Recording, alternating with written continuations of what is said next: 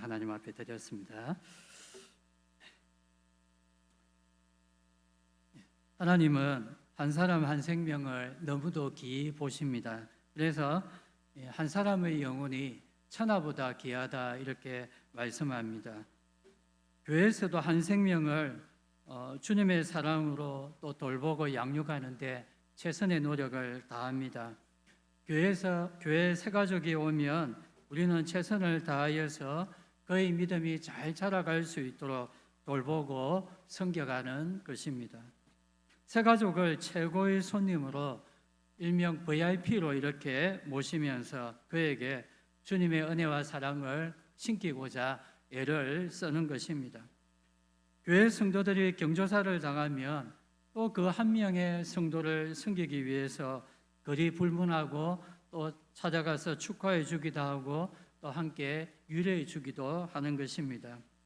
먼 서울에서 결혼을 해도 또 서울까지 가서 내 가족처럼 축하해 주고 그렇게 하는 것입니다. 이렇게 하는 것은 교회 역시도 한 사람을 귀중히 여기시는 하나님의 마음을 품고서 한 성도를 귀하게 섬기는 것입니다. 이런 섬김을 통해서 분명히 주의 몸된 교회가 건강하게 그렇게 자라갈 수 있고 또 주님께서 그 섬기는 그 교회 위에 또 은혜와 사랑을 부어주시는 것입니다. 오늘 말씀에도 한 사람의 역할과 그 영향이 하나님 나라 공동체에 얼마나 큰 영향을 주고 있는지를 이렇게 말씀해 줍니다. 한 사람 아담의 범죄로 말미암아 우리 인류의 죄와 사망이 들어온 것 같이 또 한 사람 예수님의 그 죽으심으로 통하여서 온 인류가 구원을 받게 되어졌습니다. 한 사람 아담의 범죄는 자신만 벌을 받는 것에 그치지 않았습니다. 아담의 범죄는 모든 사람을 죽음과 죄의 저주로 이끄는 무서운 결과를 가져왔던 것입니다. 그의 범죄로 그에게서 난 모든 인류에게 죄가 유전되어졌고 또 온 인류의 이 죽음이 왕노릇하게 되어진 것입니다. 12절 말씀과 같이 그러므로 한 사람으로 말미암아 죄가 세상에 들어오고 또 죄로 말미암아 사망이 왔나니 이렇게 말합니다. 주님께서도 아담을 당신의 형상으로 만드시고 그를 참 귀하게 여기셨습니다. 그래서 보시기에 심히 아름답다 이렇게 말씀하셨습니다. 내가 지은 이 아름다운 동산을 말씀의 순종함을 통하여 이 동산을 잘 다스리라라는 기대감을 가지고 계셨습니다. 주님은 아담의 순종을 통하여 영광 받으시기를 원하셨습니다. 그런데 그 기대와는 다르게 이 아담은 불순종했고 또 주님은 실망하며 죄의 형벌을 그에게 내리셨습니다. 아마도 주님의 기대대로 이 아담이 온전하게 순종을 하였다면 아마 그의 후손들은 영원토록 하나님의 축복을 받았을 것입니다. 반대로 주님께서는 아담의 이 무서운 범죄에도 불구하고 사람을 사랑하고 그 사람을 구원하시기 위한 그 자신의 그 계획을 포기하시지 않으신 것입니다. 주님은 당신의 무궁한 사랑으로 이 아담을 다시금 살리시는데 바로 하나님의 아들 독생자 예수님을 보내주심으로 그 구원의 역사를 이루어 가셨던 것입니다. 이 땅에 오신 예수님은 이 하나님의 구원 역사를 이루시기 위하여 온전히 순종하셨습니다. 그의 순종은 자신의 그 생명을 바쳐야만 하는 그런 엄청난 고난이 따르는 것이지만 주님은 기꺼이 순종했습니다. 하나님은 예수님의 순종을 통하여서 아담의 범죄로 죽음에 이르는 모든 사람들을 다시금 살아나게 하시는 그러한 구원의 역사를 이루셨던 것입니다. 이렇게 불순종한 한 사람과 또 하나님의 뜻대로 순종한 한 사람으로 인해서 모든 인류에게 임한 하나님의 그 은혜는 극과 극의 차이를 나타내었던 것입니다. 하나님의 형상으로 지음받은 이 아담이 많은 사람에게 영향을 미친 것처럼 예수 안에서 새로운 피조물로 거듭난 나 자신도 내가 속해 있는 이 공동체에 큰 영향을 미친다라는 사실을 우리는 알아야 하는 것입니다. 주님께서는 온전히 순종하고 또 주님의 은혜에 붙잡혀서 살아가는 그 한 사람을 통하여서 하나님은 절망에 처한 그 공동체를 살리는 그러한 역사를 일으켜 가십니다. 주님의 백성 이스라엘이 이 이방 민족에 의하여 멸망당할 위기에 처할 때마다 그들은 간절히 하나님께 부르짖었습니다. 그때마다 주님은 그들을 구원할 바로 이 한 사람을 보내주셨던 것입니다. 애굽 왕 바로왕의 압제에서 고통당하며 신음하는 이 자기 백성들을 살리기 위해서 주님은 모세라는 구원자 한 사람을 보내셔서 그 구원 역사를 이루어 가셨습니다. 주변 이방 민족의 압제 아래 수백 년을 고통당하는 사사기 시대 때 주님은 이 사무엘이라는 한 사람을 보내셔서 이 사사기의 종말을 구하고 구원 역사를 또다시 일으켜 가셨던 것입니다. 반대로 불순종하고 범죄한 한 사람을 통해서 공동체가 병들어 죽고 또 하나님의 심판에 이르게 되는 그러한 경우도 있는 것입니다. 성도 여러분, 하나님 보시기에 이렇게 나 하나가 너무나 중요합니다. 나 하나가 어떻게 살아가느냐에 따라서 우리 가정과 또 교회가 살아날 수 있고 크게는 하나님 나라가 부흥하게 되는 것입니다. 우리가 생각하기에 나 하나 내 마음대로 좀 죄짓고 또 불순종하며 산다고 해서 내 가정과 교회가 어떻게 되냐 이렇게 생각할 수 있지만 하나님은 분명히 나 하나의 모습을 중히 보시고 또 내가 속한 그 공동체에 은혜도 주시고 또 반대로 책망도 하신다는 것입니다. 특별히 교회는 한 하나님 아버지를 우리가 모시며 살고 또 예수 그리스도의 피로 구원받은 한 형제 자매요 가족이 바로 이 교회입니다. 가족이라는 것은 한 몸과 같습니다. 따로따로 이렇게 분리되어 있는 것이 아니라 긴밀하게 서로 연결되어 있다는 것입니다. 그렇게 한 성도가 병들고 아파하면 교회도 같이 아파하고 반대로 한 성도가 잘 되어지고 기쁜 일이 생기면 교회도 같이 기뻐하고 축하하는 것입니다. 교회는 영적인 가족이기 때문에 이렇게 한 몸으로 연결되어 있고 그래서 이 한 사람의 영향이 이 교회 전체에 미친다는 것입니다. 저희 가족도 아이들이 커서 다 이렇게 따로따로 흩어져 있습니다. 한 명은 창원에 있고 또 한 명은 서울에 있고 저희는 울산에 이렇게 살고 있습니다. 이렇게 다 흩어져 살아가고 있는데도 어쨌든 마음은 떨어지지 않고 한 몸이 되어서 살아가려고 서로를 또 돌아보는데 늘 힘을 쓰고 있습니다. 한 주간 별 탈 없이 또 건강하게 잘 지내고 살아가는지 늘 생각하는 것입니다.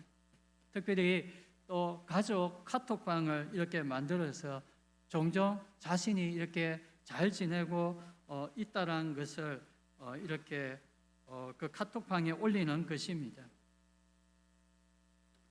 주로 올리는 내용을 보면 막내는 주로 먹는 것을 이렇게 많이 올립니다. 오늘 학식에 이렇게 반찬이 나왔는데 특별히 맛있고 좋은 반찬이 나오면 그것을 카메라로 찍어가지고 이렇게 올립니다. 그러면 그것을 보면 저희들 가족들이 화답을 합니다. 참 맛있겠네, 참 많이 먹으라 이렇게 답을 합니다. 막내가 이렇게 먹는 것을 자주 올리는 그러한 이유가 있습니다. 그것은 바로 내가 멀리 떨어져 있어도 잘 먹고 잘 살고 있다고 엄마 아빠 걱정하지 말라고 그런 뜻에서 이 사진을 올립니다. 또 다른 아이는 시험 기간이 되면 시험을 잘 쳤다 혹은 또 합격이다 또 이러한 축하받을 그러한 소식도 올리곤 합니다. 요즘 청년들이 제일 듣고 싶은 말이 무엇이겠습니까? 바로 바로 합격. 합격이라는 말을 제일 듣고 싶어 합니다. 청년들이 요즘 취직하기에 너무 힘들고 어렵기 때문에 합격이라는 그 말을 너무 듣고 싶어 하는 것입니다. 이런 알림을 통해 가족들이 함께 축하해주고 또 가족들의 분위기가 올라갑니다. 또 함께 기도할 기도 제목을 가지고 서로 함께 기도도 하는 것입니다. 이렇게 멀리 떨어져 있어도 한 가족임을 알기 위해서 서로가 이렇게 애를 씁니다. 저는 교회도 천국 공동체요 또 믿음의 한 가족입니다. 그렇게 한 생명 한 생명이 더 귀중하고 그래서 우리가 서로를 위하여 더 격려해주고 축하하고 위로해주는데 힘을 써야 이 교회 공동체가 건강하게 그렇게 세워져 갈 수가 있는 것입니다. 말씀처럼 성도 간에 서로의 믿음과 선행을 격려하면서 우리는 신앙생활을 해야 합니다.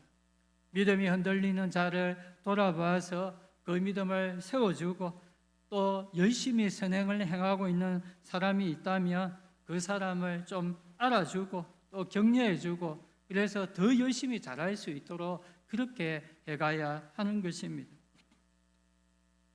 나만 잘 믿고 또 순종하며 복받는 것이 아니라 주위 성도들도 돌아보면서 그들도 잘 믿고 순종하고 또 은혜 가운데 살아갈 수 있도록 그렇게 서로가 힘을 써야 하는 것입니다.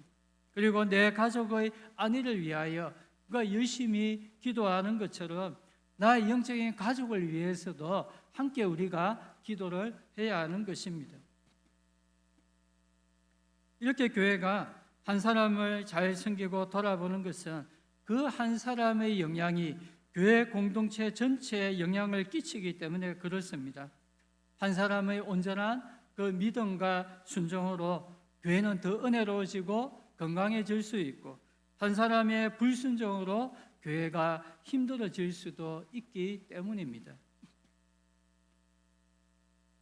말씀해 보면 나 하나쯤이야 불순종해서 무슨 일이 생기겠느냐라고 생각하다가 그 한 사람의 불순종으로 인해서 주님의 공동체 전체가 무서운 심판을 받은 일이 있습니다. 그 한 사람의 이름은 바로 아간입니다. 아간 그는 하나님의 공동체에서 별 중요한 위치에 있는 그러한 사람은 아니었습니다.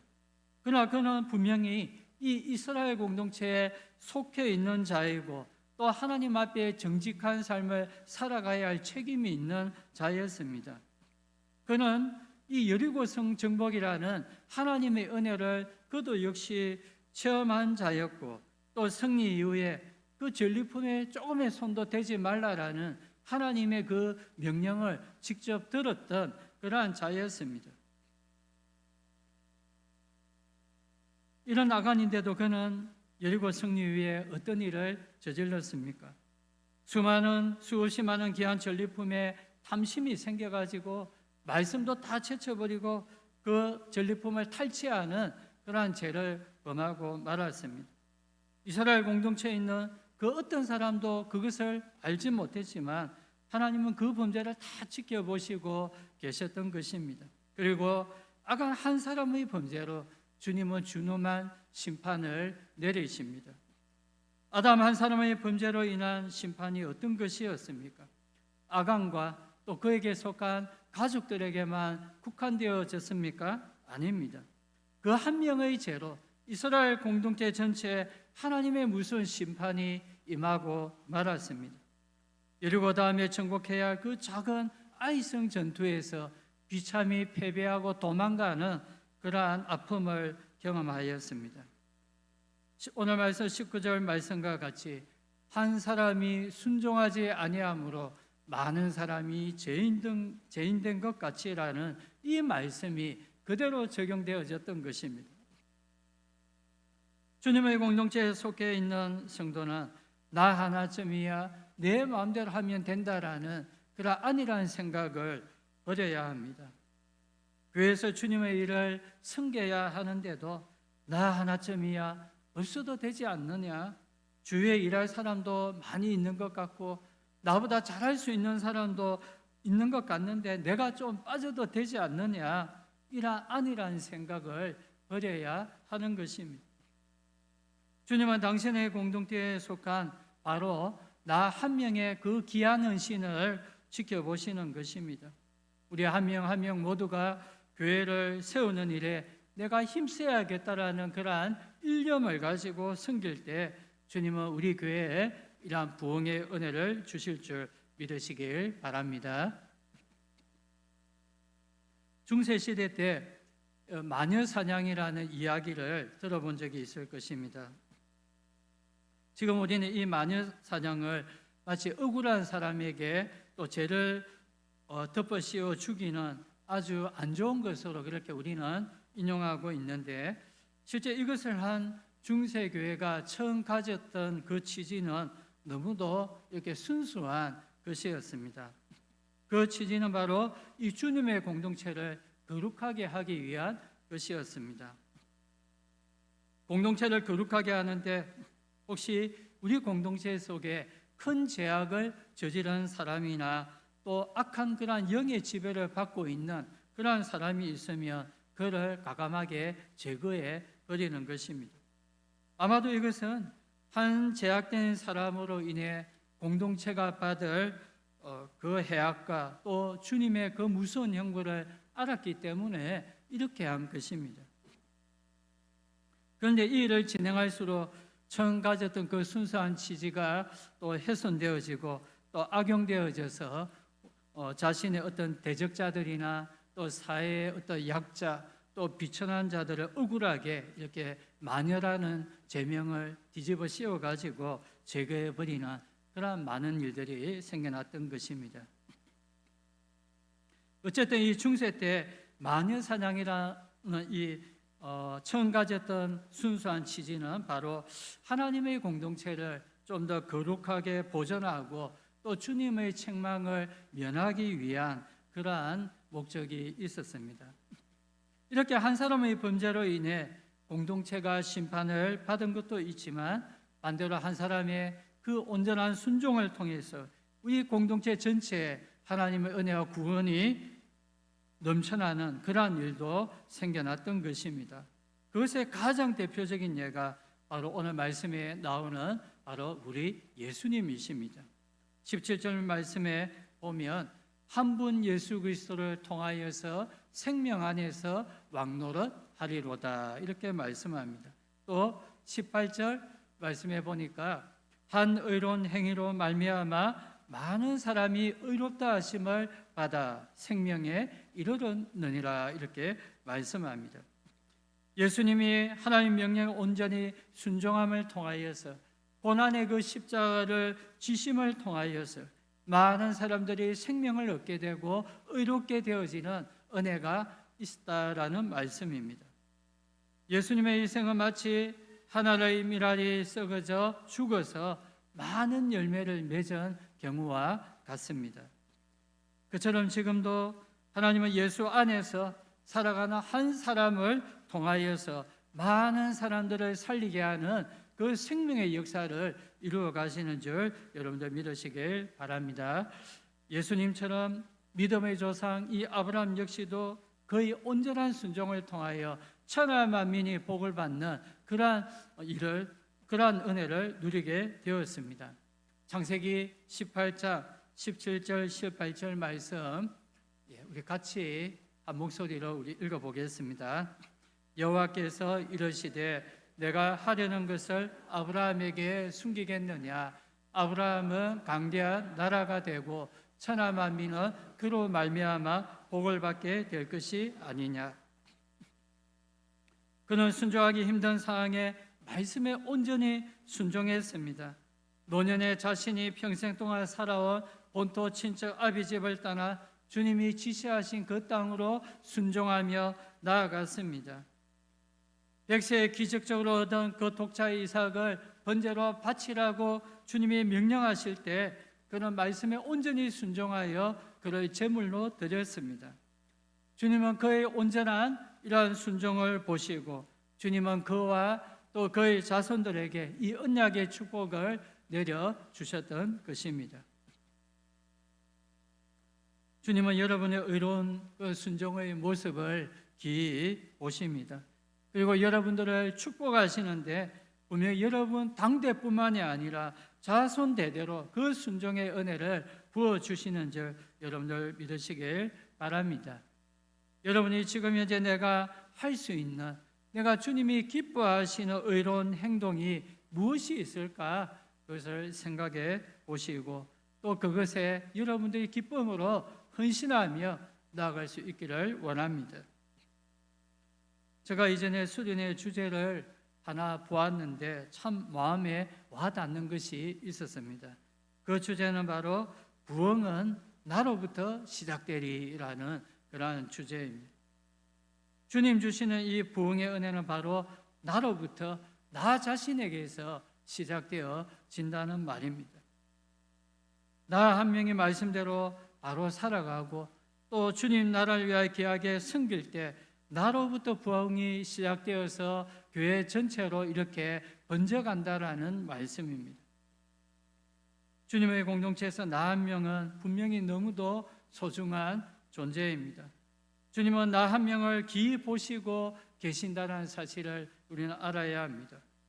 그렇기에 나 한 명의 온전한 순종을 통해 분명히 주님은 내가 속한 공동체에 은혜를 부어주실 줄 여러분들 믿으시길 바랍니다. 그러나 나 하나쯤이야 라는 생각으로 우리가 불순종의 삶을 우리가 살아간다면 분명히 나로 인하여서 우리의 교회 공동체가 힘들어질 수도 있다는 것을 우리는 알아야 할 것입니다. 여러분들의 부흥은 나로부터 시작된다라는 그러한 생각을 가지고 나 자신을 또 주님 나라를 위하여 온전히 헌신할 수 있는 그러한 귀한 성도가 될 수 있기를 주님의 이름으로 축원드립니다.